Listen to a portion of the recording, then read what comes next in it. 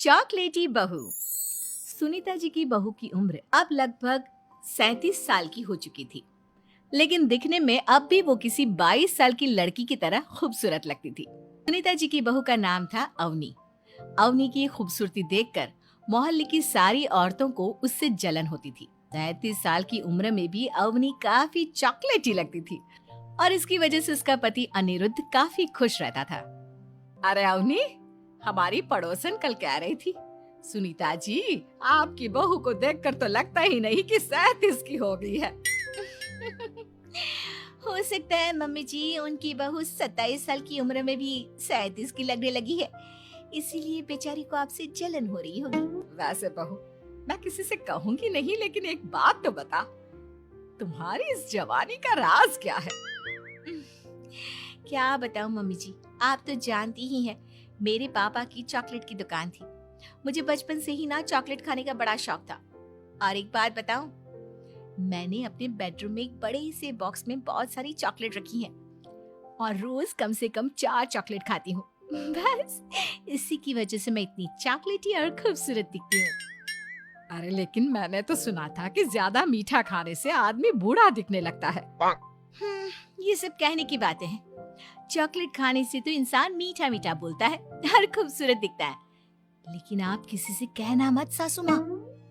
अगले दिन जब सुनीता जी अपने पड़ोस की औरत से मिलती है तो उनकी पड़ोसन फिर से वही सवाल करती है। अरे सुनीता जी बताइए तो सही, आखिर आपकी बहू इतनी चॉकलेटी कैसे दिखती है? कल देखा था मैंने, ब्राउन कलर की साड़ी पहनकर बिल्कुल चलती फिरती चॉकलेट नजर आ रही थी। वैसे मैंने अपनी बहू से पूछा था। अब देखो, उसने ना मुझे किसी को बताने से मना किया है, लेकिन तुम मेरी सहेली हो इसलिए बता देती हूँ। अरे हाँ हाँ बताओ ना सुनीता बहन, मैं भी उसका नुस्खा अपना लूंगी और जवान दिखने लगूंगी। और मेरी बहू, वो तो 27 साल की उम्र में ही बूढ़ी होने लगी है, फिर देखना अपनी बहू से भी ज्यादा खूबसूरत दिखूंगी। मेरी बहू ने बताया था कि वो भर भर के चॉकलेट खाती है, लेकिन देखो तुम किसी को बताना मत। हाँ। जवान और खूबसूरत दिखने के चक्कर में सुनीता और उसकी पड़ोसन दोनों मिलकर खूब चॉकलेट खाने लगते हैं, लेकिन ये बात वो दोनों किसी को नहीं बताती। कुछ दिनों से पैर में बहुत दर्द हो रहा है। हाँ, मेरे भी पैर बहुत दुखते हैं। जब से चॉकलेट खाना शुरू किया है तब से ही ऐसा हुआ है।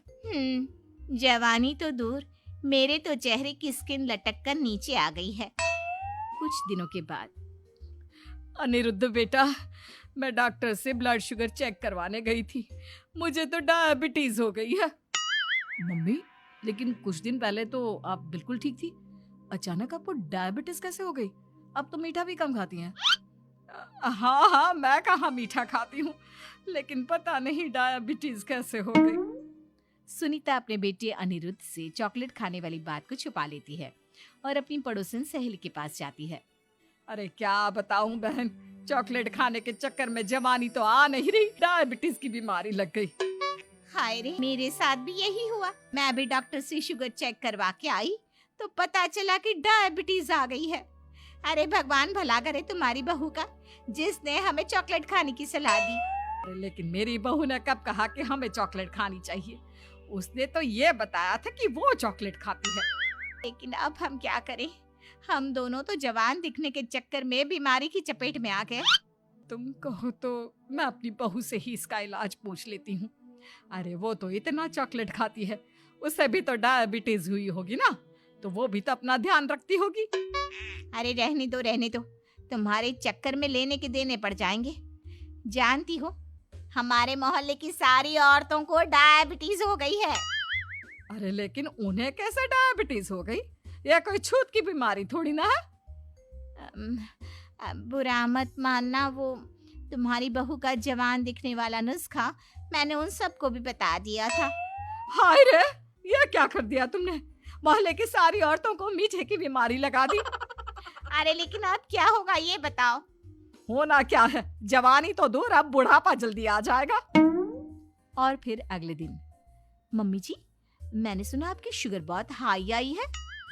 हाँ बहू, अब मैं बीमार ही रहूंगी, पूरी जिंदगी ऐसे ही कटेगी। अरे मम्मी जी, लेकिन आपने